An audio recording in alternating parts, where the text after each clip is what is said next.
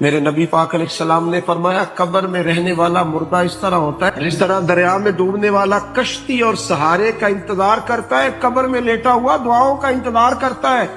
وہ وہاں لیٹا انتظار کرتا ہے کہ میرا بھائی میرے لیے دعا کرے، وہ انتظار کرتا ہے کہ میرا بیٹا میرے لیے دعا کرے، وہ انتظار کرتا ہے کہ میری بیٹی میرے لیے دعا کرے۔ دعا وہ قیمتی تحفہ ہے جس وقت قبروں میں جانے والے بھی انتظار کر رہے ہیں۔